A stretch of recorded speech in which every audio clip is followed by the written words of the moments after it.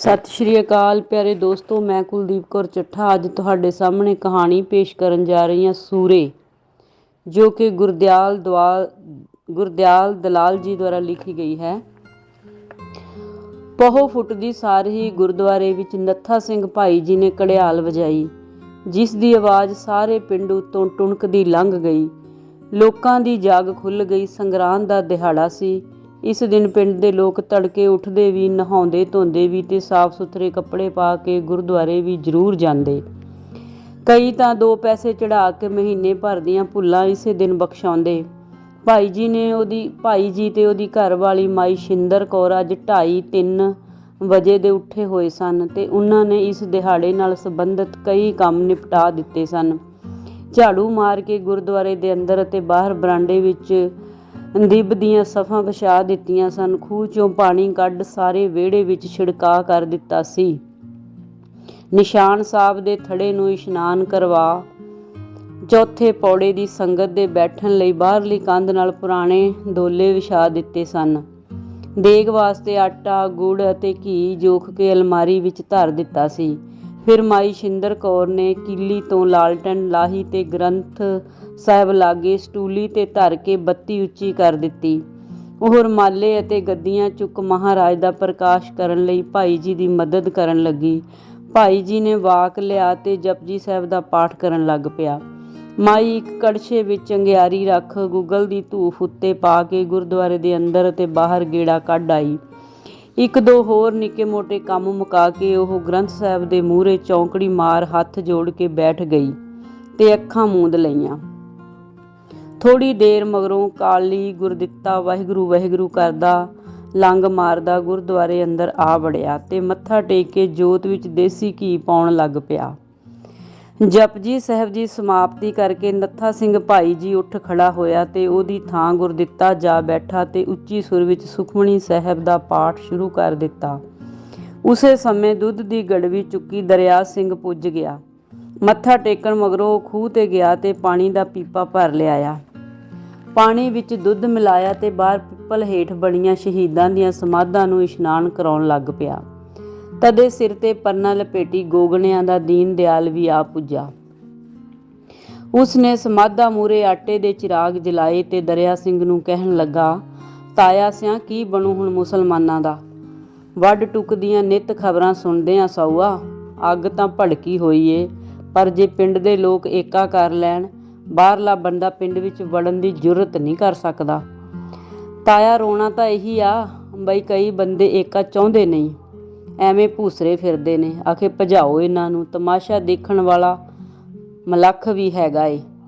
ਰਾਤੀ ਦਰਵਾਜ਼ੇ 'ਚ ਹੋਏ ਇਕੱਠ ਮਗਰੋਂ ਲੋਕੀ ਘਰੋਂ ਘਰੀ ਜਾਣ ਲੱਗੇ ਤਾਂ ਕਈ ਜਣਿਆਂ ਨੇ ਮੁਸਲਮਾਨਾਂ ਦੇ ਘਰਾਂ ਮੂਹਰੇ ਲਲਕਾਰੇ ਵੀ ਮਾਰੇ। ਮਾੜੀ ਗੱਲ ਏ ਇਹ ਤਾਂ ਸਾਊਆ, ਤੈਨੂੰ ਵੀ ਪਤਾ ਹੀ ਏ। 5-4 ਬੰਦੇ ਹੋਣਗੇ ਪਿੰਡ 'ਚ ਜਿਹੜੇ ਰੱਬ ਨੂੰ ਭੁੱਲੀ ਫਿਰਦੇ ਨੇ, ਮੁਸਲਮਾਨਾਂ ਦਾ ਪਿੱਛਾ ਤਕਾਉਂਦੇ ਨੇ। ਦਰਿਆ ਸਿੰਘ ਬੋਲਿਆ। ਜਿਹੜੇ ਬੰਦੇ ਪਿੰਡੋਂ ਸੁੱਕਾ ਸੀਧਾ ਇਕੱਠਾ ਕਰਕੇ ਪਾਕਿਸਤਾਨੋਂ ਆਏ ਸਿੱਖ ਹਿੰਦੂ ਰਿਫਿਊਜੀਆਂ ਨੂੰ ਦੇਣ ਸ਼ਹਿਰ 'ਚ ਲੱਗੇ ਕੈਂਪ 'ਚ ਗਏ ਸੀ, ਉਹਨਾਂ ਨੇ ਪਿੰਡ ਆ ਕੇ ਤਾਂ ਜਿਵੇਂ ਅੱਗ ਹੀ ਭੜਕਾ ਦਿੱਤੀ। ਉਹ ਉੱਥੋਂ ਕਈ ਗੱਲਾਂ ਸੁਣ ਆਏ ਕਿ ਕਿਵੇਂ ਮੁਸਲਮਾਨਾਂ ਨੇ ਉਹਨਾਂ ਨੂੰ ਲੁੱਟਿਆ, ਧੀਆਂ ਭੈਣਾਂ ਦੀ ਬੇਹੁਰਮਤੀ ਕੀਤੀ, ਉਹਨਾਂ ਦੀਆਂ ਅੱਖਾਂ ਸਾਹਮਣੇ ਪਰਿਵਾਰਾਂ ਦੇ ਪਰਿਵਾਰ ਵੱਢ ਸੁੱਟੇ, ਕਿਵੇਂ ਉਹ ਘਰ-ਬਾਰ ਅਤੇ ਜ਼ਮੀਨਾਂ ਜਾਇਦਾਦਾਂ ਤੋਂ ਵਾਂਝੇ ਹੋ ਕੇ ਆਏ ਨੇ। ਗੱਲ ਤਾਂ ਸੱਚੀ ਏ ਤਾਇਆ। ਜਿਸ ਨੇ ਵੀ ਸੁਣਿਆ ਉਹ ਭੜਕ ਕੇ ਰਹਿ ਗਿਆ। ਬਦਲਾ ਲੈਣ ਦੀ ਭਾਵਨਾ ਪੈਦਾ ਹੋਣੀ ਸੁਭਾਵਕ ਹੀ ਏ, ਪਰ ਆਪਣੇ ਪਿੰਡ ਦੇ ਮੁਸਲਮਾਨਾਂ ਨੇ ਭਲਾ ਕਿਸੇ ਦਾ ਕੀ ਵਿਗਾੜਿਆ ਏ? ਇਹਨਾਂ ਦਾ ਕਸੂਰ ਹੀ ਕੀ ਏ? ਸਹਿਮੇ ਹੋਏ ਨੇ ਵਿਚਾਰੇ ਘਰਾਂ 'ਚ, ਦੀਨ ਦਿਆਲ ਨੇ ਕਿਹਾ। ਬਘਿਆੜ ਲੇਲੇ ਵਾਲੀ ਕਹਾਣੀ ਏ ਸਾਊਆ। ਬਈ ਜੇ ਤੂੰ ਨਹੀਂ ਪਾਣੀ ਗੰਦ ਲਾਇਆ, ਤੇਰੇ ਪਿਓ ਨੇ ਗੰਦ ਲਾਇਆ ਹੋਊ। ਮੂਰਖ ਲੋਕ, ਅਸਲ ਦੁਸ਼ਮਣ ਵੱਲ ਤਾਂ ਕਿਸੇ ਦੀ ਨਜ਼ਰ ਨਹੀਂ ਜਾਂਦੀ। ਪਤਾ ਨਹੀਂ ਕਰਤਾਰ ਕਿਹੜਿਆਂ ਰੰਗਾਂ ਵਿੱਚ ਰਾਜੀ ਏ। ਅੱਜ ਫੇਰ ਇਕੱਠ ਕਰਨਾ ਏ ਭੋਗ ਮਗਰੋਂ। ਮੈਨੂੰ ਤਾਂ ਲੱਗਦਾ ਨਹੀਂ ਕੋਈ ਉਹਨਾਂ ਦੇ ਹੱਕ 'ਚ ਬੋਲੂ, ਦੀਨ ਦਿਆਲ ਨੇ ਕਿਹਾ। ਤਦੇ ਡੱਬੀਆਂ ਵਾਲਾ ਚਾਦਰਾ ਬੰਨੀ ਤੇ ਖਾਕੀ ਪੱਗ ਲਪੇਟੀ ਕਿਸ਼ਤੀ ਵਾਲਾ ਕੀਪਾ ਅੰਦਰ ਆ ਵੜਿਆ। ਉਸਨੇ ਆਪਣਾ ਬਰਛਾ ਬਰਾਂਡੇ ਦੇ ਇੱਕ ਖੂੰਜੇ ਵਿੱਚ ਖੜਾ ਕਰ ਦਿੱਤਾ ਤੇ ਮੱਥਾ ਟੇਕ ਸਟੋਰ 'ਚੋਂ ਵੱਡੀ ਕੜਾਹੀ ਖੁਰਚਣਾ ਤੇ ਲੋਹੇ ਦੇ ਬਾਟੇ ਬਾਹਰ ਕੱਢ ਲਏ। ਉਹ ਇਹ ਸਭ ਕੁਝ ਖੂਹ ਲਾਗੇ ਲਿਜਾ ਕੇ ਮਾਂਜਣ ਲੱਗ ਪਿਆ। ਫਿਰ ਕੁਝ ਔਰਤਾਂ ਨੇ ਆ ਕੇ ਪੈਰ ਧੋਣ ਵਾਲਾ ਚਬੱਚਾ ਪਾਣੀ ਨਾਲ ਭਰ ਦਿੱਤਾ। ਜੋ ਵੀ ਆਉਂਦਾ ਅੰਦਰ ਵੜ ਮੱਥਾ ਟੇਕਦਾ ਤੇ ਬਾਕੀਆਂ ਨਾਲ ਕੰਮ ਵਿੱਚ ਹੱਥ ਵਟਾਉਣ ਲੱਗ ਪੈਂਦਾ। ਸਾਰੇ ਕੰਮ ਵੀ ਕਰੀ ਜਾਂਦੇ ਤੇ ਹੱਲਿਆਂ ਦੀਆਂ ਸੁਣੀਆਂ ਸੁਣਾਈਆਂ ਗੱਲਾਂ ਦੂਜਿਆਂ ਨਾਲ ਸਾਂਝੀਆਂ ਵੀ ਕਰੀ ਜਾਂਦੇ। ਗੱਲਾਂ ਤਾਂ ਕਲਪਿਤ ਗੱਲਾਂ ਦੀਆਂ ਲੜੀਆਂ ਵੀ ਜੁੜੀ ਜਾਂਦੀਆਂ ਤੇ ਬਾਤ ਦਾ ਬਤੰਗੜ ਬਣੀ ਜਾਂਦਾ। ਹੌਲੀ ਹੌਲੀ ਦਿਨ ਚੜ੍ਹ ਆਇਆ ਤੇ ਗੁਰਦੁਆਰੇ ਵਿੱਚ ਕਾਫੀ ਭੀੜ ਜਮ੍ਹਾਂ ਹੋ ਗਈ। ਹੱਲੇ ਸ਼ੁਰੂ ਹੋਇਆਂ ਨੂੰ ਕਾਫੀ ਦਿਨ ਲੰਘ ਗਏ ਸਨ। ਲਾਹੌਰ, ਰਾਵਲਪਿੰਡੀ ਤੋਂ ਤਾਂ 6 ਮਹੀਨੇ ਪਹਿਲਾਂ ਹੀ ਸਿੱਖ ਹਿੰਦੂ ਅੰਮ੍ਰਿਤਸਰ ਵੱਲ ਨੂੰ ਪ੍ਰਵਾਸ ਕਰਨ ਲੱਗ ਪਏ ਸਨ। ਪਿੰਡ ਵਿੱਚ ਵਾਪਰੀਆਂ ਕੱਲ ਉੱਪਰੋਂ ਥੱਲੀ 3 ਘਟਨਾਵਾਂ ਨਾਲ ਦਹਿਸ਼ਤ ਦਾ ਮਾਹੌਲ ਬਣ ਗਿਆ ਸੀ। ਪਿੰਡ ਵਿੱਚ 5 ਘਰ ਮੁਸਲਮਾਨਾਂ ਦੇ ਸਨ। ਉਹਨਾਂ ਦੇ ਤਾਂ ਸਾਹ ਹੀ ਸੂਤੇ ਗਏ ਸਨ। ਨਹਿਰ ਵਿੱਚੋਂ ਕੱਟੀਆਂ ਵੱਡੀਆਂ ਕਈ ਲਾਸ਼ਾਂ ਲੰਘੀਆਂ ਸਨ। ਬੱਕਰੀਆਂ ਦਾ ਇੱਜੜ ਚਾਰਨ ਗਏ ਕਪੂਰੇ ਦੀ ਲਾਸ਼ ਜੰਡ ਨਾਲ ਲਟਕਦੀ ਮਿਲੀ ਸੀ। ਪਥਵਾੜੇ ਵਿੱਚ ਪਾਥੀਆਂ ਪੱਥ ਦੀ ਚਿਰਾਗਦੀਨ ਦੀ ਜਵਾਨ ਪੋਤੀ ਨੂੰ ਗੁੰਡੇ ਚੁੱਕ ਕੇ ਲੈ ਗਏ ਸਨ, ਜੋ ਲਹੂ ਲਹਾਣ ਅਤੇ ਬੇਹੋਸ਼ੀ ਦੀ ਹਾਲਤ ਵਿੱਚ ਸ਼ਾਮ ਨੂੰ ਮਾਤਾ ਰਾਣੀ ਦੇ ਥਾਨਾਂ ਕੋਲੋਂ ਮਿਲੀ ਸੀ। ਇਨ੍ਹਾਂ ਘਟਨਾਵਾਂ ਦੀ ਚੌਕੀਦਾਰ ਥਾਣੇ ਇਤਲਾਹ ਦੇ ਆਇਆ ਸੀ। ਚਾਂਦੀ ਰੰਗੇ ਕੁੱਲੇ ਵਾਲੀ ਪੱਗ ਵਾਲਾ ਦਰੋਗਾ ਤੇ 3 ਸਿਪਾਹੀ ਸ਼ਾਮ ਨੂੰ ਪਿੰਡ ਆਏ ਸਨ। ਬਿਨਾਂ ਕੋਈ ਤਫਤੀਸ਼ ਕਰੇ ਫੂੰ ਫਾਂ ਕਰਕੇ ਤੇ ਠੀਕਰੀ ਪਹਿਰਾ ਲਾਉਣ ਦਾ ਹੁਕਮ ਚਾੜ ਕੇ ਚੱਲਦੇ ਬਣੇ। ਉਹਨਾਂ ਦੇ ਜਾਣ ਮਗਰੋਂ ਪਿੰਡ ਦੇ ਦਰਵਾਜ਼ੇ ਵਿੱਚ ਭਾਰੀ ਇਕੱਠ ਹੋਇਆ ਸੀ। ਕੋਈ ਕੁਝ ਕਹਿ ਰਿਹਾ ਸੀ ਤੇ ਕੋਈ ਕੁਝ। ਕਈ ਮੁਸਲਮਾਨਾਂ ਦੀ ਹਿਫਾਜ਼ਤ ਕਰਨ ਦੇ ਪੱਖ ਵਿੱਚ ਸਨ ਤੇ ਕਈ ਮਲਵੀ ਜੀਭ ਨਾਲ ਉਹਨਾਂ ਨੂੰ ਪਿੰਡੋਂ ਭਜਾ ਦੇਣ ਦੀ ਗੱਲ ਕਰਦੇ ਸਨ। ਕਈਆਂ ਦਾ ਵਿਚਾਰ ਸੀ ਕਿ ਪਾਕਿਸਤਾਨ ਵਿੱਚ ਹੋ ਰਹੀ ਕਤਲੋ-ਗਾਰਤ ਅਤੇ ਲੁੱਟ-ਮਾਰ ਦਾ ਬਦਲਾ ਇਹਨਾਂ ਨੂੰ ਮਾਰ ਕੇ ਲੁੱਟ ਕੇ ਲੈ ਲਿਆ ਜਾਵੇ। ਇਹਨਾਂ ਦੀਆਂ ਧੀਆਂ ਭੈਣਾਂ ਤੇ ਜਨਾਨੀਆਂ ਨਾਲ ਵੀ ਉਹੀ ਕੁਝ ਕੀਤਾ ਜਾਵੇ ਜੋ ਪਾਕਿਸਤਾਨ ਦੇ ਮੁਸਲਮਾਨ ਹਿੰਦੂ ਸਿੱਖ ਔਰਤਾਂ ਨਾਲ ਕਰ ਰਹੇ ਸਨ। ਕਈ ਜਣੇ ਇਸ ਅਫਰਾ ਤਫਰੀ ਨੂੰ ਮਨ ਪਰਚਾਵੇ ਦੀ ਖੇਡ ਸਮਝ ਰਹੇ ਸਨ।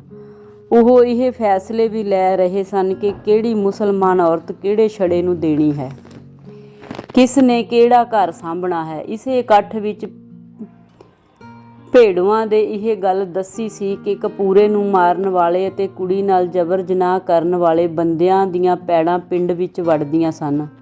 ਇਸ ਇਕੱਠ ਨੇ ਵੀ ਬਲਦੀ ਉੱਤੇ ਤੇਲ ਪਾਉਣ ਦਾ ਕੰਮ ਹੀ ਕੀਤਾ।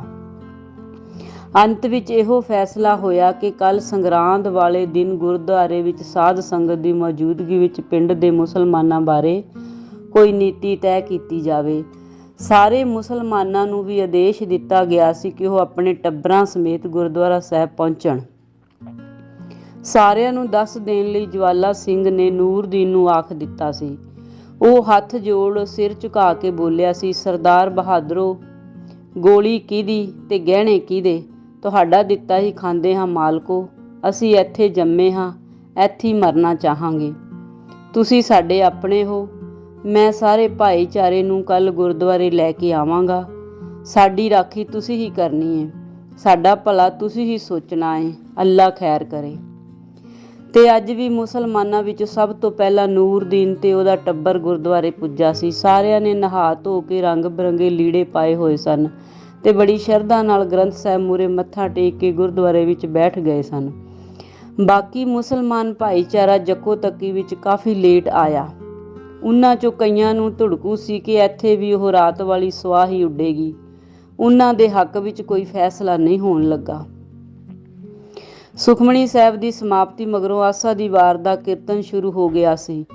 ਕਈ ਜਣੇ ਗੁਟਕੇ ਖੋਲ ਕੀਰਤਨੀਆਂ ਦੇ ਮਗਰ ਬੈਠ ਗਏ। ਬਿਸ਼ਨ ਸਿੰਘ ਅਤੇ ਰੁਲਦੇ ਨੇ ਬਾਹਰ ਚੁੱਲ੍ਹੇ ਵਿੱਚ ਖਲਪਾੜਾਂ ਅਤੇ ਪਾਥੀਆਂ ਬਾਲ ਕੇ ਦੇਗ ਬਣਾਈ ਤੇ ਮਲਮਲ ਦੇ ਕੋਰੇ ਕੱਪੜੇ ਨਾਲ ਢੱਕ ਕੇ ਮਹਾਰਾਜ ਦੀ ਹਜ਼ੂਰੀ ਵਿੱਚ ਲਿਆ ਧਰੀ। ਮਹਿਤਾਬ ਸਿੰਘ ਮੂੰਹ ਤੇ ਕੱਪੜਾ ਬੰਨ੍ਹ ਖੁਰਚਣੇ ਨਾਲ ਦੇਗ ਨੂੰ ਠੰਡਾ ਕਰਨ ਲੱਗ ਪਿਆ। ਵਿਹੜੇ ਵਾਲਿਆਂ 'ਚੋਂ ਕੋਈ ਵੀ ਆਉਂਦਾ ਉਹ ਪੈਸੇ 2 ਪੈਸੇ ਦੇਲੀ ਤੋਂ ਹੀ ਅੰਦਰ ਵਗਾਹ ਮਾਰਦਾ ਤੇ ਮੱਥਾ ਟੇਕ ਕੇ ਬਾਹਰ ਆਪਣੇ ਭਾਈਚਾਰੇ ਵਿੱਚ ਜਾ ਬੈਠਦਾ। ਆਸਾ ਦੀ ਵਾਰ ਦੀ ਸਮਾਪਤੀ ਤੱਕ ਗੁਰਦੁਆਰੇ ਵਿੱਚ ਤਿਲ ਸੁੱਟਣ ਜੋਗੀ ਵੀ ਥਾਂ ਨਾ ਰਹੀ। ਫਿਰ ਨੱਥਾ ਸਿੰਘ ਭਾਈ ਜੀ ਨੇ 12 ਮਾਹ ਪੜ੍ਹਿਆ। ਮਹੀਨੇ ਦਾ ਨਾਂ ਆਉਣ ਤੇ ਸਭ ਵਾਹਿਗੁਰੂ ਵਾਹਿਗੁਰੂ ਕਰਨ ਲੱਗੇ। ਬੁੜੀਆਂ ਵੱਲੋਂ ਆਵਾਜ਼ਾਂ ਆਉਣ ਲੱਗੀਆਂ, ਸੁੱਖ ਦਾ ਚੜੀ ਵਿਚਾਰਿਆ। ਭਾਈ ਜੀ ਨੇ ਗਲੇ ਵਿੱਚ ਪਰਨਾ ਪਾ ਅਰਦਾਸ ਕੀਤੀ। ਅਰਦਾਸ ਵਿੱਚ ਇਹ ਵੀ ਕਹਿ ਦਿੱਤਾ, ਏਕ ਨੂਰ ਤੇ ਸਭ ਜਗ ਉਪਜਿਆ, ਕੌਣ ਭਲੇ ਕੋ ਮੰਦੇ, ਮਾਨਸ ਕੀ ਜਾਤ ਸਭੈ ਏਕੋ ਪਹਿਚਾਨਬੋ। ਹੇ ਸੱਚੇ ਪਾਤਸ਼ਾਹ ਜੀ, ਅਸੀਂ ਸਭ ਸਿੱਖ, ਹਿੰਦੂ, ਮੁਸਲਮਾਨ ਤੇਰੇ ਭੁੱਲਣਹਾਰੇ ਬੱਚੇ ਹਾਂ। ਦੇਸ਼ ਦੀ ਵੰਡ ਮਗਰੋਂ ਹੱਲੇ ਪੈ ਗਏ ਹਨ। ਕੁਝ ਸਮਾਜ ਵਿਰੋਧੀ ਅਨਸਰ ਮੁਸਲਮਾਨ ਭਰਾਵਾਂ ਦੀ ਲੁੱਟ ਖਸੁੱਟ, ਮਾਰ ਧਾੜ ਕਰ ਰਹੇ ਹਨ। ਔਰਤਾਂ ਦਾ ਅਪਮਾਨ ਹੋ ਰਿਹਾ ਹੈ। ਭਟਕੇ ਲੋਕਾਂ ਨੂੰ ਸਮੱਤ ਦੇਵੋ ਪਰਵਦਗਾਰ। ਮਜਲੂਮਾਂ ਦੀ ਹੱਥ ਦੇ ਕੇ ਰੱਖਿਆ ਕਰੋ ਮੇਰੇ ਸਾਈਂ। ਇਸ ਮਾਹੌਲ ਨੂੰ ਛੇਤੀ ਠੰਡਾ ਕਰੋ ਮੇਰੇ ਦੀਨ ਦਿਆਲ। ਅਰਦਾਸ ਮਗਰੋਂ ਜੈਕਾਰਾ ਛੱਡਿਆ ਗਿਆ। ਜਦੋਂ ਸਾਧ ਸੰਗਤ ਬੈਠ ਗਈ ਤਾਂ ਵਾਕ ਲਿਆ ਗਿਆ। ਮਹੀਨੇ ਦਾ ਨਾਂ ਇੱਕ ਵਾਰ ਫਿਰ ਪੜ੍ਹਿਆ ਗਿਆ। ਤਦੇ ਗੁਰਦਾਸ ਸਿੰਘ ਉੱਠਿਆ ਤੇ ਗਾਤਰੇ ਉੱਤੇ ਉਂਗਲਾਂ ਫੇਰਦਾ ਕਹਿਣ ਲੱਗਾ, ਸਿੱਖ ਕੌਮ ਦੀ ਅਰਦਾਸ ਵਿੱਚ ਮੁਸਲਮਾਨਾਂ ਦੀ ਖੈਰੀਅਤ ਮੰਗਣ ਦੀ ਗੱਲ ਸਮਝ ਨਹੀਂ ਆਈ ਸਾਧ ਸੰਗਤ ਜੀ। ਇਹਨਾਂ ਲੋਕਾਂ ਦਾ ਖਾਲਸੇ ਨਾਲ ਮੁੱਢੋਂ ਸੁੱਢੋਂ ਵੈਰ ਰਿਹਾ ਏ। ਸਿੱਖਾਂ ਦਾ ਪਾਕਿਸਤਾਨ ਵਿੱਚ ਘਾਣ ਹੋ ਰਿਹਾ ਹੈ। ਪਰਸੋਂ ਅਸੀਂ ਸ਼ਹਿਰ ਦੇ ਕੈਂਪ ਵਿੱਚ ਸੁੱਕਾ ਸੀਧਾ ਦੇ ਕੇ ਆਏ ਹਾਂ। ਗੁਰੂ ਖਾਲਸਾ ਜੀ, ਉਹਨਾਂ ਦੇ ਲਹੂਰ ਦੇਖੇ ਨਹੀਂ ਜਾਂਦੇ। ਉਹਨਾਂ ਲੋਕਾਂ ਦੀ ਦਰਦ ਕਹਾਣੀ ਸੁਣ ਕੇ ਖੂਨ ਖੌਲ ਉੱਠਿਆ ਏ। ਸਾਧ ਸੰਗਤ ਜੀ, ਸਿੱਖ ਬੀਬੀਆਂ ਦੀਆਂ ਗੋਦੀਆਂ 'ਚੋਂ ਬੱਚੇ ਖੋਹ ਕੇ ਕੋਹੇ ਗਏ। ਕਈ ਸਦਮੇ ਨਾਲ ਪਾਗਲ ਹੋ ਗਈਆਂ, ਗੂੰਗੀਆਂ ਹੋ ਗਈਆਂ। ਸੈਂਕੜੇ ਔਰਤਾਂ ਦੇ ਸੰਧੂਰ ਮਿਟ ਗਏ। ਰਫਿਊਜੀਆਂ ਦੇ ਵਿਰਲਾਪ ਸੁਣੇ ਨਹੀਂ ਜਾਂਦੇ। ਉਹਨਾਂ ਸਾਡੀ ਭਾਈ ਜੀ ਨੇ ਇੱਕ ਸ਼ਬਦ ਵੀ ਨਹੀਂ ਕਿਹਾ ਅਰਦਾਸ ਵਿੱਚ। ਇੰਨਾ ਸਿਤਮ ਹੋ ਰਿਹਾ ਹੋਵੇ ਤੇ ਅਸੀਂ ਚੂੜੀਆਂ ਪਾ ਕੇ ਬੈਠ ਰਹੀਏ। ਆਪਣੀ ਕੌਮ ਤੇ ਧਰਮ ਦੀ ਰਾਖੀ ਲਈ ਇਤਿਹਾਸ ਸਿੱਖਾਂ ਦੀਆਂ ਕੁਰਬਾਨੀਆਂ ਨਾਲ ਭਰਿਆ ਪਿਆ ਏ। ਕੀ ਸਾਡਾ ਕੋਈ ਫਰਜ਼ ਨਹੀਂ ਬਣਦਾ? ਮੁਸਲਮਾਨਾਂ ਦਾ ਵਾਧੂ ਹੇਜ ਕਰਨ ਦੀ ਕੋਈ ਲੋੜ ਨਹੀਂ। ਗੱਲ ਉਹ ਕਰੋ ਜਿਹਦੀ ਅੱਜ ਦੀ ਘੜੀ ਵਿੱਚ ਲੋੜ ਹੈ। ਐਨਾ ਕਹਿ ਹੋ ਬੈਠ ਗਿਆ। ਸੰਗਤ ਵਿੱਚ ਘੁਸਰ ਮੁਸਰ ਹੋਣ ਲੱਗ ਪਈ। ਮਾਹੌਲ ਗਰਮ ਹੋਣ ਤੇ ਜਜ਼ਬਾਤ ਭੜਕ ਜਾਣ ਦਾ ਖਤਰਾ ਮੰਡਰਾਉਣ ਲੱਗਾ। ਜਵਾਲਾ ਸਿੰਘ ਉੱਠਿਆ ਤੇ ਗੱਲ ਸਾਂਭ ਲਈ।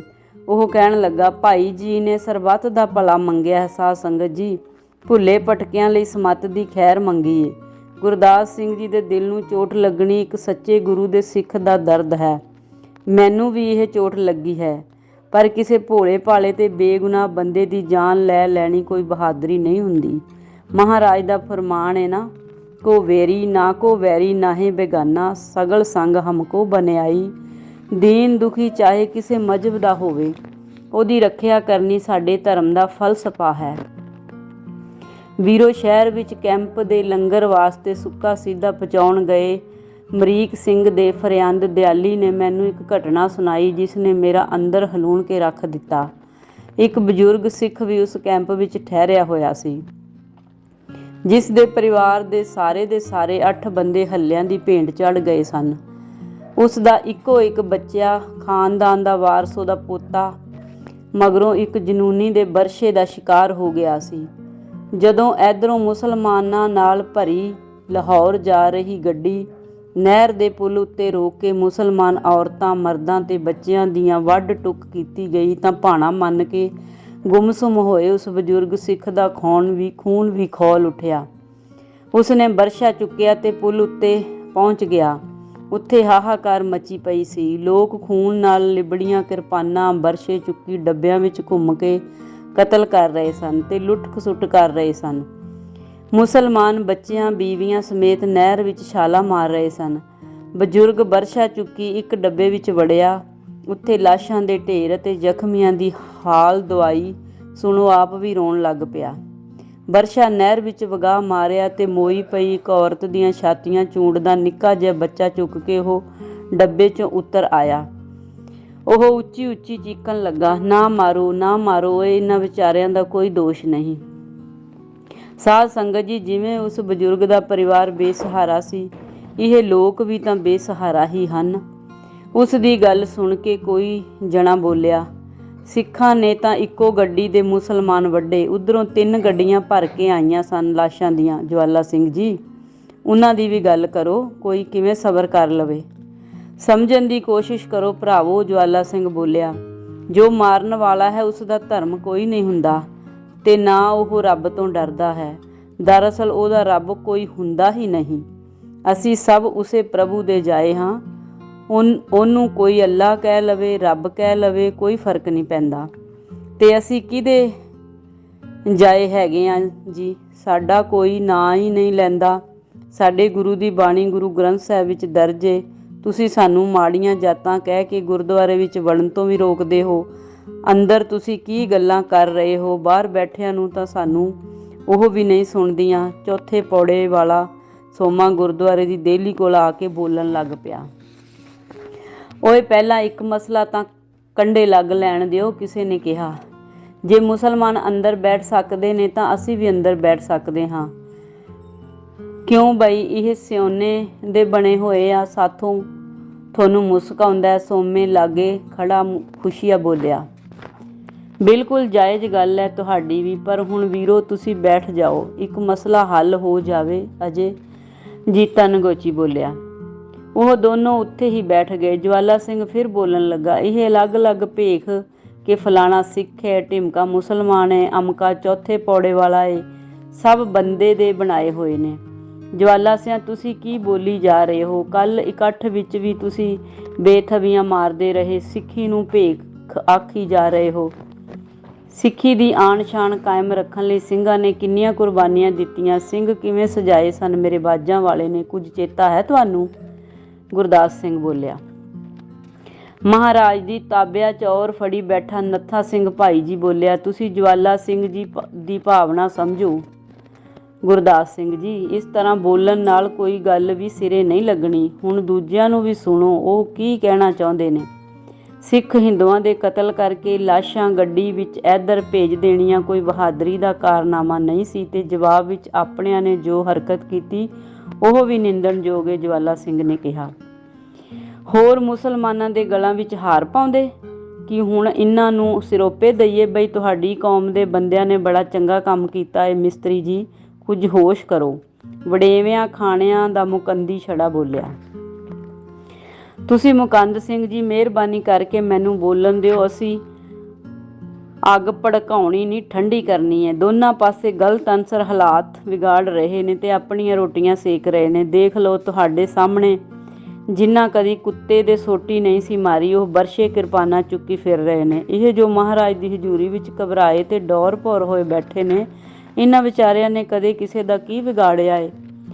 ਤਦੇ ਬਾਵਿਆਂ ਦਾ ਨਿਰਮਲ ਉੱਠ ਖੜਾ ਹੋਇਆ ਤੇ ਕਹਿਣ ਲੱਗਾ, ਨਹੀਂ ਵਿਗਾੜਿਆ ਕਦੀ ਕੁਝ, ਪਰ ਭਰਾਵੋ ਇਹਨਾਂ ਦੀ ਰਾਖੀ ਕਰਨੀ ਹੁਣ ਵਿਰਮੀ 'ਚ ਹੱਥ ਪਾਉਣ ਵਾਲੀ ਗੱਲ ਹੈ। ਕਈ ਪਿੰਡਾਂ ਵਿੱਚ ਧਾੜਵੀਆਂ ਨੇ ਮੁਨਾਦੀ ਕਰਵਾ ਦਿੱਤੀ ਹੈ ਬਈ ਜਿਹੜਾ ਸਿੱਖ ਹਿੰਦੂ ਇਹਨਾਂ ਦੀ ਮਦਦ ਕਰੂ, ਪਹਿਲਾਂ ਉਹਦਾ ਕੰਡਾ ਕੱਢਣਗੇ, ਬਾਲ ਬੱਚੇ ਸਮੇਤ ਜਹੰਨਮ 'ਚ ਪਹੁੰਚਾ ਦੇਣਗੇ। ਕਿੰਨੀਆਂ ਵਾਰਦਾਤਾਂ ਤਾਂ ਹੋ ਵੀ ਗਈਆਂ। ਜਿਹਨੇ ਮੁਸਲਮਾਨਾਂ ਨੂੰ ਸ਼ਰਨ ਦਿੱਤੀ, ਬਰਸ਼ਾ ਪਹਿਲਾਂ ਉਹਦੇ ਢਿੱਡ 'ਚੋਂ ਲੰਘਿਆ। ਇਹ ਬੜਾ ਨਾਜ਼ੁਕ ਮਸਲਾ ਹੈ। ਹੁਣ ਦੋ ਗੱਲਾਂ ਨੇ, ਜਾਂ ਤਾਂ ਆਪਣਿਆਂ ਦੀ ਹਮਾਇਤ ਕਰੋ, ਚਾਹੇ ਉਹ ਠੀਕ ਨੇ ਚਾਹੇ ਗਲਤ, ਜਾਂ ਫਿਰ ਆਪਣਾ ਮੂੰਹ ਬੰਦ ਕਰ ਲਓ, ਹੋਈ ਜਾਵੇ ਜੋ ਹੁੰਦਾ ਹੈ। ਗੱਲ ਇਹ ਨੇ ਨਿਰਮਲ ਸਿਆਂ, ਜਵਾਲਾ ਸਿੰਘ ਨੇ ਕਿਹਾ, ਜੇ ਆਪਾਂ ਇਕੱਠੇ ਹੋ ਜਾਈਏ ਕਿਹਦੀ ਜੈ ਆ ਬਈ ਇੱਧਰ ਨੂੰ ਝਾਕ ਵੀ ਜਾਵੇ। ਭਰਾਵੋ ਇੱਕ ਘੁੰਡੀ ਹੋਰ ਸਮਝੋ, ਸਾਡੇ ਸਾਰਿਆਂ ਦੇ ਹਿੱਤ ਇਹਨਾਂ ਨਾਲ ਜੁੜੇ ਹੋਏ ਨੇ। ਜਰਾ ਸੋਚੋ, ਜੇ ਮੁਸਲਮਾਨ ਭਰਾ ਨਾ ਹੋਣ ਤਾਂ ਆਪਣੇ ਕੰਮਾਂ ਕਾਰਾਂ ਦੀ ਗੱਡੀ ਕਿਵੇਂ ਜਾਮ ਹੋ ਕੇ ਰਹਿ ਜਾਵੇਗੀ। ਆਪਣੇ ਲਈ ਸਰੋਂ ਦਾ ਤੇਲ ਤੇ ਪਸ਼ੂਆਂ ਲਈ ਖੱਲ ਮੇਹਰਦੀਨ ਦੇ ਕੋਹਲੂ ਤੋਂ ਆਉਂਦੇ ਨੇ। ਪਿੰਡ ਦੇ 250-300 ਗਾਇਆਂ ਵੱਛੀਆਂ ਦੇ ਵੱਗ ਨੂੰ ਚਰਾਂਦ ਵਿੱਚ ਚਾਰਨ ਲਈ ਅਬਦੁੱਲੇ ਦਾ ਟੱਬਰ ਹੈਗਾ। ਸਾਈਂ ਦਿੱਤਾ ਆਪਣੀਆਂ ਫਸਲਾਂ ਦੀ ਰਾਖੀ ਕਰਦਾ, ਸਾਰਾ ਦਿਨ ਸੱਪਾਂ ਦੀਆਂ ਸਿਰੀਆਂ ਮਿੱਧਦਾ ਫਿਰਦਾ। ਆਪਣੇ ਲਈ ਕੱਪੜਾ, ਚਾਦਰਾਂ, ਖੇਸੀਆਂ, ਦਰੀਆਂ ਇਹ ਲੋਕ ਬੁਣਦੇ ਨੇ, ਰੂੰ ਇਹ ਪਿੰਜਦੇ ਨੇ, ਲੇਫ ਇਹ ਨਗੰਦਦੇ ਨੇ, ਛੰਨਾ ਛੱਪਰੀਆਂ ਕੁੱਪ ਇਹ ਬੰਨ੍ਹਦੇ ਨੇ, ਕੁਲਾੜੀਆਂ ਵਿੱਚ ਗੰਨੇ ਪੀੜਦੇ ਨੇ, ਗੁੜ ਸ਼ੱਕਰ ਖੰਡ ਬਣਾਉਂਦੇ ਨੇ, ਧਾਨ ਮੱਕੀ ਆਲੂ। ਓਏ ਬਸ ਬਈ ਬਸ ਜਵਾਲਾ ਸਿਆਂ, ਤਕਦੀਰ ਸਿੰਘ ਉਸ ਨੂੰ ਟੋਕਦਾ ਬੋਲਿਆ। ਤੂੰ ਤਾਂ ਕੰਮਾਂ ਦਾ ਢੇਰ ਹੀ ਲਾ ਦਿੱਤਾ, ਸਾਨੂੰ ਥੱਲੇ ਹੀ ਨਾ ਦੱਬ ਦੇਵੀਂ। ਕੰਮ ਬੰਦੇ ਦੇ ਰੁਕੇ ਨੇ ਭਲਾ ਕਦੀ? ਇਹ ਚਲੇ ਜਾਣਗੇ, ਕੋਈ ਹੋਰ ਕਰ ਦੂ। ਜੇ ਇਹ ਕੰਮ ਕਰਦੇ ਨੇ ਤਾਂ ਦਾਣਿਆਂ ਨਾਲ ਕੋਠੀਆਂ ਵੀ ਇਹੀ ਭਰਦੇ ਨੇ, ਕੋਈ ਵਿਗਾਰ ਤਾਂ ਲੈਂਦੇ ਨਹੀਂ ਆਪਾਂ। ਐਵੇਂ ਨਾ ਬਹੁਤਾ ਸਿਰੇ ਚੜਾਈ ਜਾ ਇਹਨਾਂ ਨੂੰ। ਭਰਾਵੋ ਸਿਰ ਚੜਾਉਣ ਦੀ ਗੱਲ ਨਹੀਂ, ਦਿਹਾੜੀ ਜੋਤੇ ਇਹ ਲਾਉਂਦੇ ਨੇ, ਸਾਂਝੀ ਇਹ ਰਲਦੇ ਨੇ। ਵਿਚਾਰੇ ਅਜੇ ਤੱਕ ਛੰਨਾ ਢਾਰਿਆਂ ਵਿੱਚ ਬੈਠੇ ਨੇ, ਨਿਆਣੇ ਇਹਨਾਂ ਦੇ ਨੰਗੇ ਘੁੰਮਦੇ ਨੇ। ਤੁਸੀਂ ਮੈਨੂੰ ਕੋਈ ਕੰਮ ਤਾਂ ਦੱਸੋ ਜਿਹੜਾ ਇਹਨਾਂ ਤੋਂ ਬਿਨਾਂ ਸਿਰੇ ਚੜ੍ਹਦਾ ਹੋਵੇ। ਸੋਮਾ ਫਿਰ ਉੱਠ ਖੜਾ ਹੋਇਆ। ਤੁਹਾਡਾ ਗੋਹਾ ਕੂੜਾ ਅਸੀਂ ਕਰਦੇ ਹਾਂ, ਤੁਹਾਡੇ ਮਰੇ ਡੰਗਰ ਅਸੀਂ ਚੁੱਕਦੇ ਹਾਂ, ਖੇਤਾਂ ਵਿੱਚ ਕੰਮ ਅਸੀਂ ਕਰਦੇ ਹਾਂ। ਓਏ ਬਹਿ ਜਾ ਯਾਰ, ਤੂੰ ਐਵੇਂ ਕਾਹਨੂੰ ਗਾਜਰਾਂ 'ਚ ਗਧਾ ਵਾੜੀ ਜਾਂਦਾ? ਨਵਾਂ ਹੀ ਰੱਟਾ ਪਾ ਲਿਆ ਇਹਨਾਂ ਨੇ, ਤਕਦੀਰ ਸਿੰਘ ਨੇ ਕਿਹਾ। ਮਿਸਤਰੀ ਜੀ, ਜੇ ਆਪਾਂ ਪਾਕਿਸਤਾਨ ਵਿੱਚ ਹੋ ਰਹੇ ਦੰਗਿਆਂ ਨੂੰ ਅੱਖਾਂ ਮੁੰਦੀ ਸਹਿੰਦੇ ਗਏ ਤਾਂ ਉਹਨਾਂ ਦੇ ਹੌਸਲੇ ਹੋਰ ਬੁਲੰਦ ਹੋਣਗੇ। ਅੱਗ ਤਾਂ ਠੰਡੀ ਹੋਊ ਜੇ ਇੱਟ ਦਾ ਜਵਾਬ ਪੱਥਰ ਵਿੱਚ ਮਿਲੂ। ਭਾਜੀ ਤਾਂ ਮੋੜਨੀ ਹੀ ਹੁੰਦੀ ਏ, ਬਾਕੀ ਸੰਗਤ ਆਪ ਵਿਚਾਰ ਕਰ ਲਵੇ। ਭਾਈ, ਇਹਨਾਂ ਤੇ ਭੀੜ ਪਈ ਐ, ਹਾਅ ਦਾ ਨਾਅਰਾ ਹੀ ਮਾਰੀਏ। ਜੇ ਖਤਰਾ ਹੋਵੇ ਤਾਂ ਆਪਣੇ ਘਰਾਂ ਵਿੱਚ ਸ਼ਰਨ ਦਈਏ। ਜੀਤਾ ਨਗੋਚੀ ਮੂਹਰੇ ਪਈ ਢੋਲਕੀ ਨੂੰ ਧੱਕਦਾ ਉੱਠ ਖੜਾ ਹੋਇਆ ਤੇ ਟੋਕੇ ਨਾਲ ਵੱਡੇ ਉਂਗਲਾਂ ਤੋਂ ਸੱਖਣੇ ਆਪਣੇ ਸੱਜੇ ਹੱਥ ਨੂੰ ਉੱਤੇ ਉਲਾਰ ਕੇ ਫਤਿਹ ਬੁਲਾਈ ਤੇ ਕਹਿਣ ਲੱਗਾ, ਸੰਗਤੇ, ਇਹਦੇ 'ਚ ਦੋ ਰਹਿਆਂ ਨੇ ਕਿ ਆਪਣੇ ਘਰਾਂ ਤੇ ਖੇਤਾਂ ਵਿੱਚ ਮੁਸਲਮਾਨ ਭਰਾ ਤੇ ਉਹਨਾਂ ਦੀਆਂ ਤੀਵੀਆਂ ਵੀ ਬਰਾਬਰ ਦੇ ਕੰਮ ਕਰਦੀਆਂ ਹਨ। ਆਓ ਸਾਹਮਣੇ ਮੰਗੋ ਦਾਈ ਬੈਠੀ ਏ। ਸਾਰੇ ਜਵਾਕ ਜਿਹੜੇ ਹੁਣ ਬਾਲ ਬੱਚੇਦਾਰ ਵੀ ਹੋ ਗਏ ਨੇ, ਸਭ ਇਹਦੀ ਕਿਰਪਾ ਨਾਲ ਹੀ ਜਗਤ ਵਿੱਚ ਆਏ। ਇਸ ਤੋਂ ਪਹਿਲਾਂ ਇਹਦੀ ਸੱਸ ਨਾਜੋ ਨੇ ਸਾਨੂੰ ਸਾਰਿਆਂ ਨੂੰ ਇਹ ਰੰਗਲੀ ਦੁਨੀਆ ਦਿਖਾਈ। ਭਰਾਵੋ, ਜੇ ਆਪਣੇ ਪਿੰਡ ਵਿੱਚ ਇਹ ਦੋ ਜਣੀਆਂ ਨਾ ਹੁੰਦੀਆਂ ਤਾਂ ਇੱਥੇ ਕਿਸੇ ਨੇ ਜੰਮਣਾ ਹੀ ਨਹੀਂ ਸੀ। ਉਸ ਦੀ ਗੱਲ ਸੁਣ ਕੇ ਕਈ ਜਣੇ ਹੱਸੇ। ਜਿਹੜੇ ਮੁਸਲਮਾਨ ਮਰਦ ਔਰਤਾਂ ਫਿਕਰਾਂ ਖਾਧੇ ਬੁੱਲ੍ਹ ਸਿਉਈ ਆਪਣੀ ਹੋਣੀ ਬਾਰੇ ਫਿਕਰਮੰਦ ਸਨ, ਪਲ ਦੀ ਪਲ ਉਹਨਾਂ ਨੂੰ ਵੀ ਹਾਸਾ ਆ ਗਿਆ। ਮੰਗੋ ਦਾਈ ਮੁਸਕਰਾ ਕੇ ਬੋਲੀ, ਢਹਿ ਜਾਣਾ ਟੁੰਡਾ, ਗੱਲ ਪਤੇ ਦੀ ਪਤਾ ਨਹੀਂ ਕਿਹੜੇ ਪਤਾਲੋਂ ਕੱਢ ਮਾਰਦਾ। ਇਹ ਟੀਚਰ ਮਖੌਲ ਦਾ ਵੇਲਾ ਨਹੀਂ ਜੀਤਾ ਸਿਆਂ, ਮਤਲਬ ਦੀ ਗੱਲ ਜੇ ਕੋਈ ਹੈ ਤਾਂ ਕਰ, ਨਹੀਂ ਬਹਿ ਜਾ, ਕਿਸੇ ਨੇ ਕਿਹਾ। ਤਕਦੀਰ ਸਿੰਘ ਨੂੰ ਵੀ ਇਹ ਗੱਲ ਅਟਪਟੀ ਲੱਗੀ। ਉਹ ਬੋਲਿਆ, ਨਗੋਚੀ ਜੀ ਮਹਾਰਾਜ, ਕਦੇ ਤਾਂ ਲੇਟ ਹੋ ਜਿਆ ਕਰੋ। ਜਦ ਹਿੰਦੁਸਤਾਨ ਲੱਗ ਪਾਕਿਸਤਾਨ ਲੱਗ, ਫੇਰ ਸਾਂਝ ਕਾਹਦੀ ਰਹਿ ਗਈ? ਇਹਨਾਂ ਨੂੰ ਤੋਰਨ ਵਿੱਚ ਹੀ ਭਲਾਈ ਏ। ਇਹ ਆਪਣੇ ਦੇਸ ਜਾਣ, ਜੇ ਇਹਨਾਂ ਨੇ ਜਾਣਾ ਹੀ ਨਹੀਂ ਤਾਂ ਵੰਡ ਵੰਡਾਈ ਦੀ ਭਸੂੜੀ ਦਾ ਕੀ ਮਾਇਨਾ?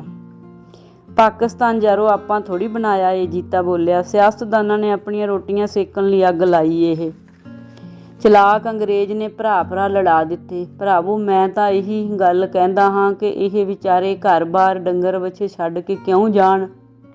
ਇਹਨਾਂ ਨਾਲ ਤਾਂ ਸਦੀਆਂ ਦੀ ਸਾਂਝ ਏ ਸਾਡੀ।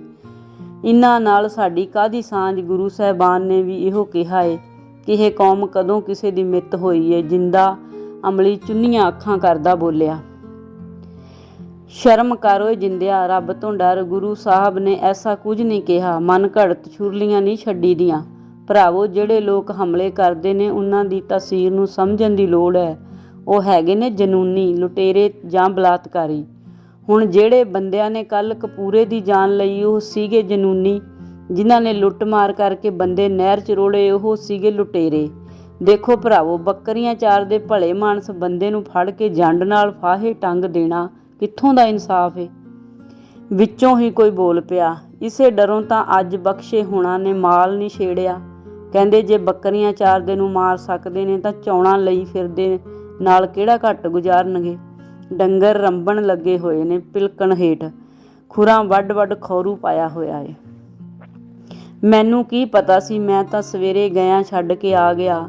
ਬੜਾ ਔਖਾ ਹੋ ਗਿਆ। ਫਿਰ ਤਾਂ ਕਰਵਾ ਲਓ ਇਹਨਾਂ ਤੋਂ ਕੰਮ।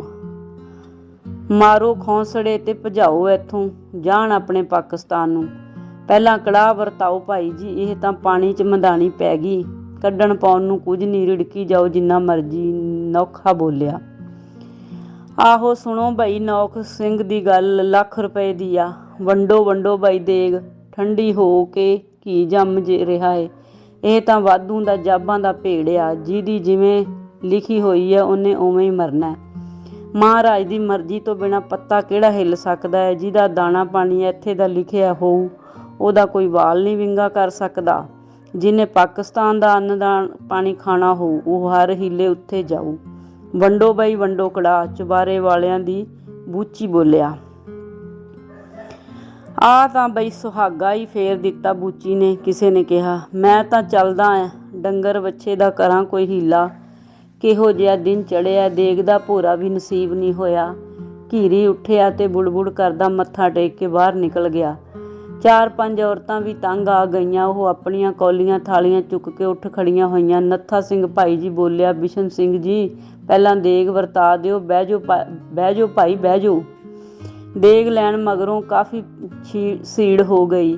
ਔਰਤਾਂ ਤਾਂ ਲਗਭਗ ਸਾਰੀਆਂ ਹੀ ਚਲੀਆਂ ਗਈਆਂ। ਫਿਰ ਫੌਜੀ ਕਿਸ਼ਨ ਸਿੰਘ ਉੱਠਿਆ ਤੇ ਬੋਲਿਆ, ਭਰਾਵੋ, ਪੈਸੇ ਟਕੇ ਦੇ ਲਾਲਚ ਵਿੱਚ ਬੰਦਾ ਇੰਨਾ ਨਿੱਘਰ ਜਾਂਦਾ ਹੈ ਕਿ ਕਤਲ ਕਰਨ ਤੋਂ ਵੀ ਗੁਰੇਜ਼ ਨਹੀਂ ਕਰਦਾ।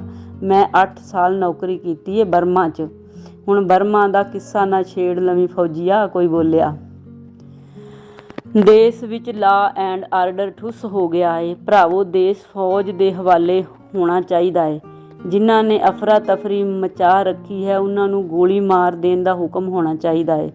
ਇੱਥੇ ਤਾਂ ਇੰਨਾ ਹਨੇਰ ਪਿਆ ਹੋਇਆ ਏ ਕਿ ਕਿਧਰੇ ਕੋਈ ਸੁਣਵਾਈ ਹੀ ਨਹੀਂ।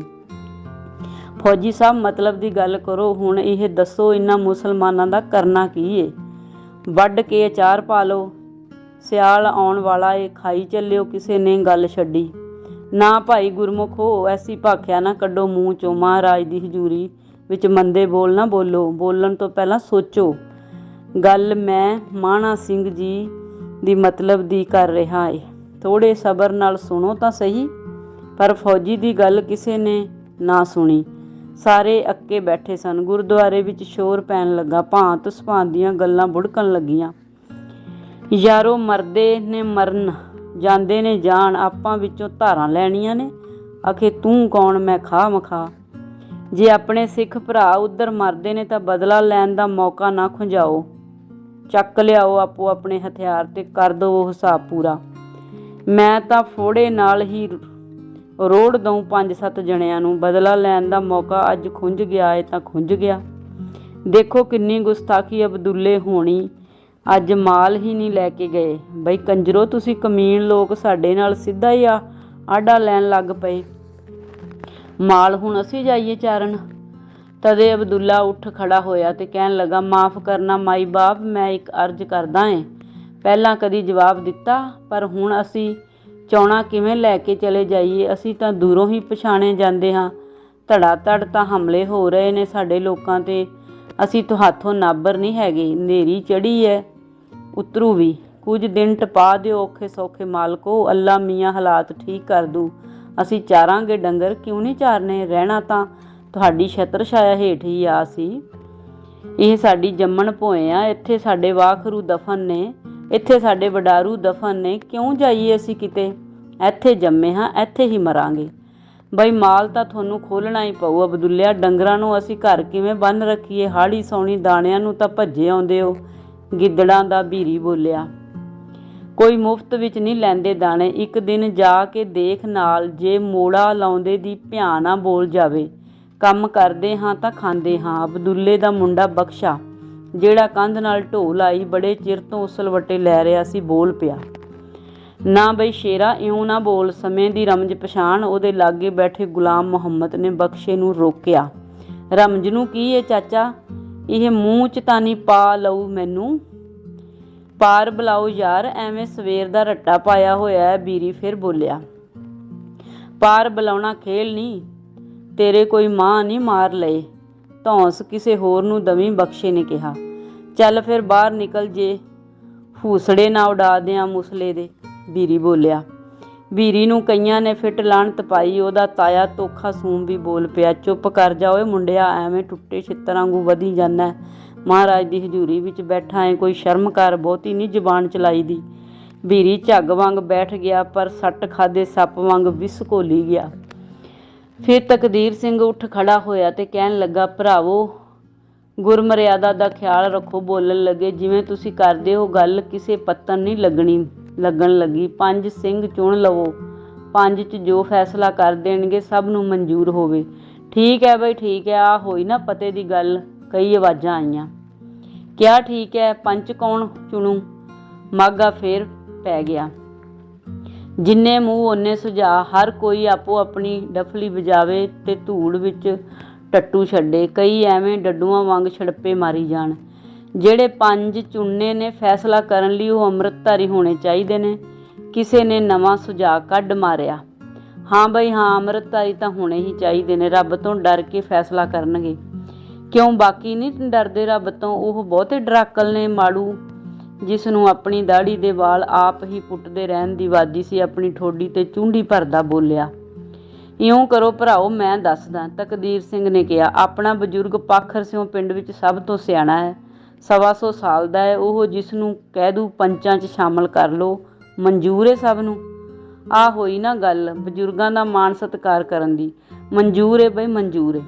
ਆਪਣੇ ਤਕਦੀਰ ਸਿੰਘ ਦਾ ਵੀ ਕਦੀ ਕਦੀ ਦਿਮਾਗ ਕੰਮ ਕਰ ਹੀ ਜਾਂਦਾ ਹੈ। ਕਈ ਜਣਿਆਂ ਨੇ ਸਹਿਮਤੀ ਦੇ ਦਿੱਤੀ। ਬਾਬਾ ਪਾਖਰ ਖੁਸ਼ ਹੋ ਗਿਆ ਤੇ ਬਿਨਾਂ ਹੋਰ ਉਡੀਕ ਕੀਤਿਆਂ ਇੱਕੋ ਸਾਹੇ ਨਾਂ ਗਿਣਾ ਦਿੱਤੇ, ਰੁਲਦਾ ਸਿੰਘ, ਤਕਦੀਰ ਸਿੰਘ, ਗੁਰਦਿੱਤ, ਗੁਰਦਾਸ ਤੇ ਨੱਥਾ ਸਿੰਘ ਭਾਈ ਜੀ। ਕਈ ਜਣੇ ਤਾੜੀਆਂ ਮਾਰਨ ਲੱਗ ਪਏ। ਕਿਸੇ ਨੇ ਟੋਕਿਆ, ਨਾ ਬਈ ਨਾ, ਗੁਰੂ ਘਰ ਵਿੱਚ ਤਾੜੀਆਂ ਮਾਰਨੀਆਂ ਬੇਅਦਬੀ ਹੈ, ਜੈਕਾਰੇ ਛੱਡੀਏ।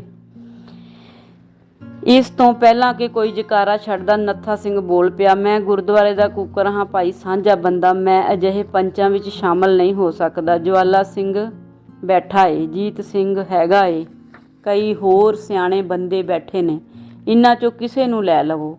ਕੋਈ ਨਾ ਭਾਈ ਜੀ, ਤੇਰਾ ਕੁਛ ਨਹੀਂ ਘਟਦਾ, ਤੂੰ ਸਾਂਝਾ ਕਿਵੇਂ ਹੋਇਆ? ਤੂੰ ਸਿੱਖਾਂ ਦੇ ਗੁਰਦੁਆਰੇ ਦਾ ਸੇਵਕ ਏ, ਐਵੇਂ ਨਾ ਭੱਜ। ਮੇਰਾ ਮਨ ਨਹੀਂ ਮੰਨਦਾ ਤਕਦੀਰ ਸਿਆਂ, ਤੁਸੀਂ ਮੇਰੀ ਥਾਂ ਜਵਾਲਾ ਸਿਉਂ ਨੂੰ ਪਾ ਲਵੋ। ਉਹ ਬੋਲਿਆ, ਫਕੀਰੀਏ ਨੂੰ ਪਾਓ ਤਾਂ। ਆਤੂ ਨੇ ਟੀਚਰ ਕੀਤੀ। ਫਕੀਰੀਏ ਦਾ ਸਿਰ ਤਾਂ ਘੋਨ ਮੋਨ ਸੀ, ਉਹ ਗਦੀ ਵੀ ਚੁੰਘਦਾ ਸੀ। ਕਈ ਹੱਸੇ ਤਾਂ ਫਕੀਰੀਆ ਵੀ ਹਿੜ ਹਿੜ ਕਰਕੇ ਦੰਦ ਕੱਢਣ ਲੱਗ ਪਿਆ। ਇੱਕ ਮੁਸਲਮਾਨ ਭਰਾ ਨੂੰ ਲੈ ਲਵੋ ਬਈ। ਇੱਕ ਹੋਰ ਸੁਝਾਅ ਆਇਆ, ਮੁਸਲਮਾਨਾਂ ਵਿਰੁੱਧ ਫੈਸਲਾ ਕਰਨਾ ਹੈ ਤੇ ਪੰਚ ਉਹਨਾਂ ਵਿੱਚੋਂ ਹੀ ਲੈ ਲਈਏ। ਤਕਦੀਰ ਸਿੰਘ ਸਭਨਾਂ ਤੇ ਹਾਵੀ ਹੋ ਰਿਹਾ ਸੀ। ਵਿਰੁੱਧ ਫੈਸਲਾ ਕਰਨਾ ਹੈ ਕਿ ਮੁਸਲਮਾਨਾਂ ਬਾਰੇ ਫੈਸਲਾ ਕਰਨਾ ਹੈ? ਚੱਲ ਰਹੀ ਕਾਰਵਾਈ ਤੋਂ ਨਾ ਖੁਸ਼ ਜਵਾਲਾ ਸਿੰਘ ਬੋਲਿਆ। ਉਸ ਨੂੰ ਇਸ ਗੱਲ ਦੀ ਵੀ ਪਰੇਸ਼ਾਨੀ ਸੀ ਕਿ ਬਾਬੇ ਪਾਖਰ ਨੇ ਸ਼ੀਰਨੀਆਂ ਆਪਣਿਆਂ ਨੂੰ ਹੀ ਵੰਡ ਦਿੱਤੀਆਂ ਸਨ। ਉਸ ਨੇ ਆਪਣੇ ਲੜਕੇ ਰੁਲਦੇ ਅਤੇ ਭਤੀਜੇ ਗੁਰਦੁੱਤੇ ਨੂੰ ਪੰਚਾਂ ਵਿੱਚ ਸ਼ਾਮਲ ਕਰ ਲਿਆ ਸੀ। ਪਿੰਡ ਦੇ ਭੁਲੱਕੜ ਲੋਕ ਜਵਾਨੀ ਸਮੇਂ ਕੀਤੀ ਪਾਖਰ ਦੀ ਕਰਤੂਤ ਨੂੰ ਭੁੱਲ ਗਏ ਸਨ, ਜਿਸ ਨੇ ਪਸ਼ੂਆਂ ਦੀ ਮੰਡੀ ਨੂੰ ਜਾਂਦੇ ਕਿਸੇ ਕਿਸਾਨ ਦਾ ਕਤਲ ਕਰਕੇ ਦੋਨੋਂ ਵਹਿੜ ਕੇ ਆਪਣੇ ਘਰ ਲਿਆ ਬੰਨੇ ਸਨ। ਹੁਣ ਤਕਦੀਰ ਨੇ ਜੋ ਪੱਤਾ ਸੁੱਟਿਆ ਸੀ, ਉਸ ਪਿੱਛੇ ਉਸਦੀ ਆਪਣੀ ਗਰਜ ਸੀ।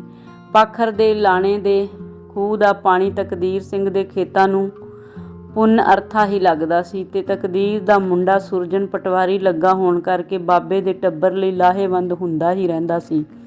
ਤਕਦੀਰ ਸਿੰਘ ਨੇ ਜਵਾਲਾ ਸਿੰਘ ਦੀ ਕਹੀ ਗੱਲ ਨੂੰ ਅਣਸੁਣੀ ਕਰਕੇ ਮੁੜ ਪਾਖਰ ਬੁੜੇ ਵੱਲ ਦੇਖਦਿਆਂ ਕਿਹਾ, ਹੁਣ ਤੂੰ ਹੀ ਦੱਸ ਬਜ਼ੁਰਗਾ, ਪੰਜਵਾਂ ਬੰਦਾ ਕਿਹੜਾ ਪਾਈਏ? ਮੈਨੂੰ ਹੀ ਪਾ ਲਵੋ। ਪਾਖਰ ਬੋਲਿਆ।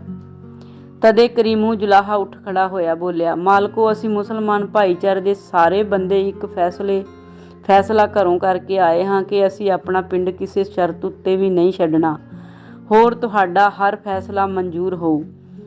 ਇਹ ਕੋਈ ਅਦਾਲਤ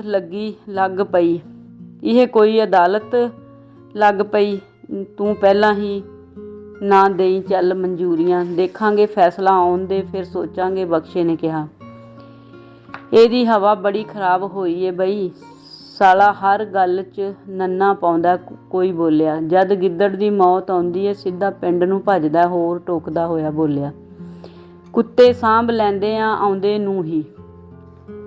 ਐ ਨਾ ਕਹਿ, ਫੇਰ ਤਾਂ ਆਪਾਂ ਹੀ ਕੁੱਤੇ ਹੋਏ। ਹੀ। ਕੋਈ ਹੱਸਿਆ।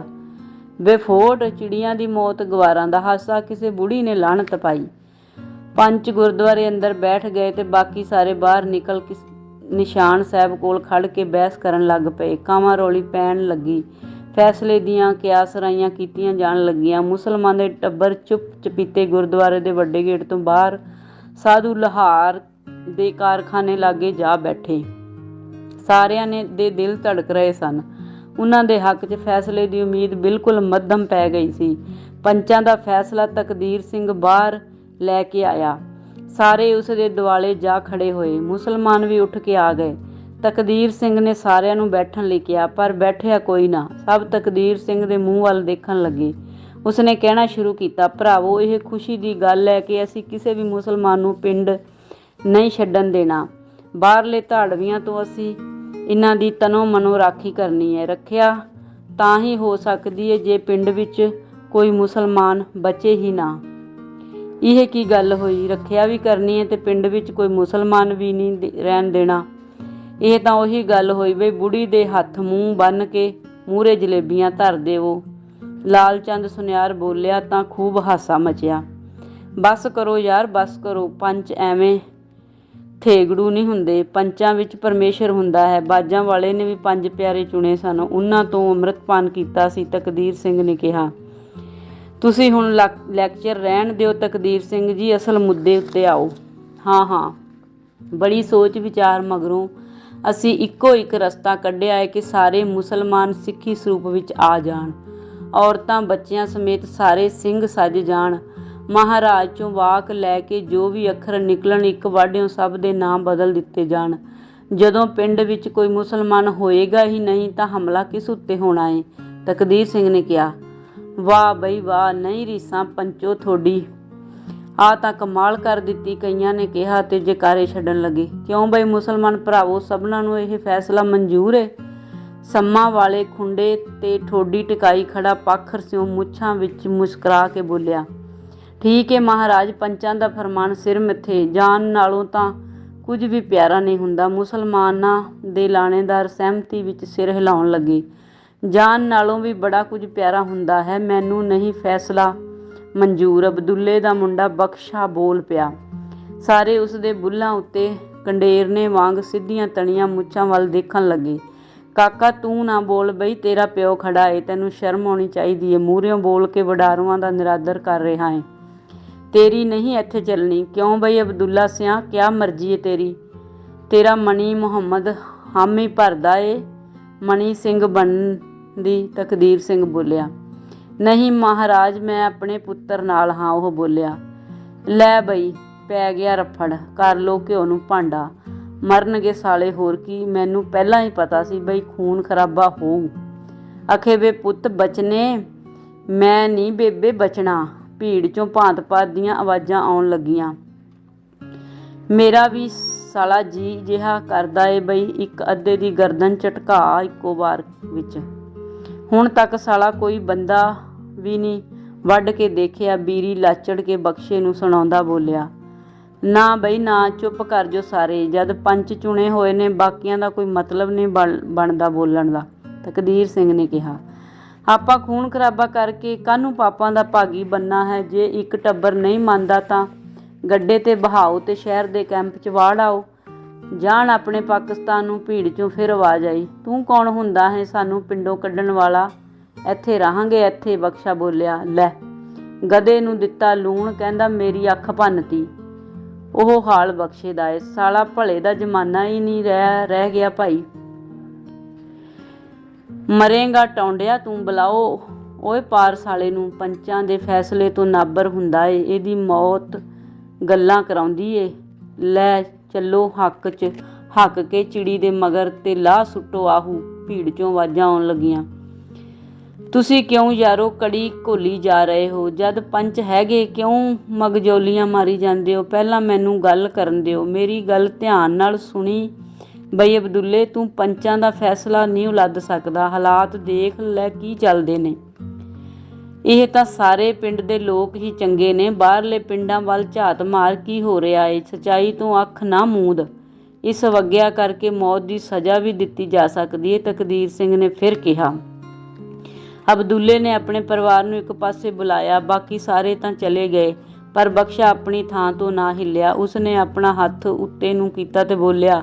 ਅੱਬਾ ਮੈਂ ਨਹੀਂ ਆਵਾਂਗਾ, ਤੂੰ ਕਰੀ ਚੱਲ ਸਲਾਹ ਮਸ਼ਵਰੇ। 5 ਵਾਰੀ ਨਿੱਤ ਨਮਾਜ਼ ਪੜ੍ਹਦਾ ਏਂ ਤੇ ਚੂਹੇ ਵਾਂਗ ਡਰਦਾ ਏਂ। ਅਬਦੁੱਲਾ ਵੀ ਮੁੜ ਆਇਆ ਤੇ ਆਪਣੀ ਮਹਿੰਦੀ ਰੰਗੀ ਸਣ ਵਰਗੀ ਦਾੜ੍ਹੀ ਦੇ ਵਾਲਾਂ ਵਿੱਚ ਉਂਗਲਾਂ ਘੁਮਾਉਂਦਾ ਬੋਲਿਆ। ਠੀਕ ਏ ਪਿੰਡ ਵਾਸੀਓ, ਅਸੀਂ ਪਿੰਡ ਛੱਡ ਕੇ ਜਾਨ ਨਾਲੋਂ ਮੌਤ ਨੂੰ ਪਹਿਲ ਦਿਆਂਗੇ। ਇਹਦਾ ਮਤਲਬ ਤੁਸੀਂ ਸਿੱਖ ਨਹੀਂ ਬਣੋਗੇ। ਤੂੰ ਤੇ ਖਾ ਪੀ ਲਿਆ, ਹੰਢਾ ਲਿਆ ਅਬਦੁੱਲਿਆ। ਤੇਰੇ ਛੋਟੇ ਛੋਟੇ 2 ਪੋਤੇ ਨੇ, ਅਜੇ ਜੱਗ ਦਾ ਕੁਝ ਵੀ ਨਹੀਂ ਦੇਖਿਆ ਇਹਨਾਂ ਮਾਸੂਮਾਂ ਨੇ। ਇਹਨਾਂ ਬਾਲਾਂ ਦੀ ਜ਼ਿੰਦਗੀ ਦਾ ਫੈਸਲਾ ਕਰਨ ਵਾਲਾ ਤੂੰ ਕੌਣ ਏ? ਜਦੋਂ ਬਖਸ਼ਾ ਬੋਲਿਆ ਤਾਂ ਉਹਨੂੰ ਕਹਿੰਦੇ ਤੂੰ ਕੌਣ ਏ? ਹੁਣ ਮੈਂ ਬੋਲਦਾ ਤਾਂ ਮੈਨੂੰ ਕਹਿੰਦੇ ਹੋ ਤੂੰ ਕੌਣ ਏ? ਤੇ ਜੇ ਮੇਰੇ ਪੋਤੇ ਬੋਲ ਪਏ ਤਾਂ ਆਖੋਗੇ ਤੁਸੀਂ ਕੌਣ ਹੋ? ਅਬਦੁੱਲੇ ਨੇ ਕਿਹਾ। ਮੌਤ ਨੂੰ ਆਵਾਜ਼ਾਂ ਨਾ ਮਾਰ ਕਮਲਿਆ, ਬੱਚਿਆਂ ਵੱਲ ਦੇਖ, ਤਕਦੀਰ ਸਿੰਘ ਨੇ ਕਿਹਾ। ਬੱਚਿਆਂ ਨੂੰ ਵੀ ਪੁੱਛ ਕੇ ਦੇਖ ਲੈ ਕੀ ਕਹਿੰਦੇ ਨੇ, ਬਖਸ਼ਾ ਅੱਖਾਂ ਕੱਢਦਾ ਬੋਲਿਆ। ਦੋਨੋਂ ਬੱਚੇ, ਜਿਨ੍ਹਾਂ ਦੀ ਉਮਰ 8-10 ਸਾਲ ਦੇ ਵਿਚਾਲੇ ਸੀ। ਅਬਦੁੱਲੇ ਦੀ ਬੇਗਮ ਸਲਮਾ ਦੀਆਂ ਬਾਹਾਂ ਨਾਲ ਝੂਲਦੇ ਇਹ ਤਮਾਸ਼ਾ ਦੇਖ ਰਹੇ ਸਨ। ਉਹਨਾਂ ਨੇ ਨਵੇਂ ਸਫੇਦ ਰੰਗ ਦੇ ਕਲੀਆਂ ਵਾਲੇ ਕਮੀਜ਼ ਤੇ ਖੁੱਲ੍ਹੀਆਂ ਸਲਵਾਰਾਂ ਪਾਈਆਂ ਹੋਈਆਂ ਸਨ। ਸਿਰਾਂ ਉੱਤੇ ਕਰੋਸ਼ੀਏ ਨਾਲ ਬੁਣੀਆਂ ਚਿੱਟੀਆਂ ਗੋਲ ਟੋਪੀਆਂ ਸਨ ਤੇ ਪੈਰਾਂ ਵਿੱਚ ਪਾਏ ਕੁਰਮ ਦੇ ਮੋਜਿਆਂ ਉੱਤੇ ਲਾਲ ਅਤੇ ਹਰੇ ਰੰਗ ਦੇ ਸਿਲਮੇ ਸਿਤਾਰੇ ਚਮਕ ਰਹੇ ਸਨ। ਦੋਹਾਂ ਨੇ ਅੱਖਾਂ ਵਿੱਚ ਲੋਅ ਪਾਈ ਹੋਈ ਸੀ, ਜਿਸ ਨਾਲ ਉਹਨਾਂ ਦੇ ਗੋਲ ਮਟੋਲ ਗੋਰੇ ਚਿਹਰੇ ਹੋਰ ਵੀ ਖੂਬਸੂਰਤ ਬਣ ਗਏ ਸਨ। ਸਵੇਰੇ ਤਿਆਰ ਹੁੰਦਿਆਂ ਉਹਨਾਂ ਅਬਦੁੱਲੇ ਨੂੰ ਪੁੱਛਿਆ ਸੀ, ਵੱਡੇ ਅੱਬਾ, ਆਪਾਂ ਕਿੱਥੇ ਚੱਲੇ ਹਾਂ? ਮੇਲਾ ਦੇਖਣ ਜਾਣਾ ਏ ਪੁੱਤਰੋ, ਅਬਦੁੱਲਾ ਬੋਲਿਆ ਸੀ। ਦੋਨੋਂ ਬੱਚੇ ਖੁਸ਼ੀ ਨਾਲ ਨੱਚਣ ਟੱਪਣ ਲੱਗੇ ਸਨ। ਉਹਨਾਂ ਦੀ ਮਾਂ ਜ਼ੁਬੈਦਾ ਦੀ ਗੋਦ 15 ਦਿਨਾਂ ਦੀ ਬੱਚੀ ਸੀ। ਉਹ ਆਪ ਤਾਂ ਨਹੀਂ ਸੀ ਆਈ। ਉਸਨੇ ਦੋਨਾਂ ਬੱਚਿਆਂ ਨੂੰ ਇੱਕ ਇੱਕ ਆਨਾ ਫੜਾ ਦਿੱਤਾ ਸੀ। ਬੱਚੇ ਲੱਡੂਆਂ, ਜਲੇਬੀਆਂ, ਪਤੌੜਾਂ ਤੇ ਚੰਡੋਲਾਂ ਦੀਆਂ ਗੱਲਾਂ ਕਰਨ ਲੱਗੇ ਸਨ, ਪਰ ਮੇਲਾ ਤਾਂ ਕਿਤੇ ਲੱਗਿਆ ਹੀ ਨਹੀਂ ਸੀ। ਕਿਉਂ ਓਏ ਸ਼ਾਂਗੂ ਮਾਂਗੂ, ਕੀ ਸਲਾਹ ਏ ਤੁਹਾਡੀ? ਤਕਦੀਰ ਸਿੰਘ ਨੇ ਬੱਚਿਆਂ ਵੱਲ ਘੂਰ ਕੇ ਦੇਖਿਆ। ਬੱਚੇ ਡਰੇ ਨਹੀਂ।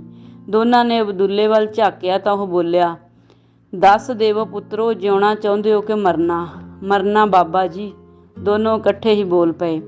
ਬਖਸ਼ੇ ਦੀਆਂ ਅੱਖਾਂ ਵਿੱਚ ਹੰਝੂ ਦਰਿਆ ਬਣ ਕੇ ਚੜ੍ਹ ਆਏ। ਉਹ ਆਪਣੇ ਬੁੱਲ੍ਹ ਦੰਦਾਂ ਵਿੱਚ ਘੁੱਟੀ ਆਪਣੇ ਬੱਚਿਆਂ ਵੱਲ ਦੇਖ ਰਿਹਾ ਸੀ। ਹੇ ਸੱਚੇ ਪਾਤਸ਼ਾਹ, ਪਿੱਛੇ ਖੜ੍ਹੇ ਜਵਾਲਾ ਸਿੰਘ ਨੇ ਬੁੜਬੁੜ ਕੀਤੀ। ਉਸ ਦੀਆਂ ਅੱਖਾਂ ਸਾਹਮਣੇ ਹਨੇਰਾ ਛਾ ਗਿਆ। ਅਬਦੁੱਲੇ ਨੇ ਚਾਰੇ ਪਾਸੇ ਨਿਗਾਹ ਘੁਮਾਈ ਤੇ ਹੱਥ ਜੋੜ ਕੇ ਕਹਿਣ ਲੱਗਾ, ਮੇਰੇ ਗਰਾਈਓ, ਸਾਡੀ ਇੱਕ ਆਖਰੀ ਇੱਛਾ ਏ। ਇੱਕ ਨਹੀਂ ਸਗੋਂ ਦੋ। ਬੋਲ ਬੋਲ, ਕੀ ਚਾਹੁੰਦਾ ਤੂੰ? ਹੁਣ ਗੁਰਦਾਸ ਜਿਵੇਂ ਤਖ਼ਤ ਉੱਤੇ ਬੈਠ ਗਿਆ। ਕਦੋਂ ਦਾ ਉਸਦਾ ਖੂਨ ਖੌਲ ਰਿਹਾ ਸੀ। ਅੱਬਾ, ਕਿਉਂ ਰੀ ਕਰੀ ਜਾਨਾ? ਮਰਨਾ ਹੀ ਏ ਤਾਂ ਜਾਨ ਦੀ ਭੀਖ ਕਿਉਂ ਮੰਗੀਏ? ਅਣਖ ਨਾਲ ਮਰੀਏ।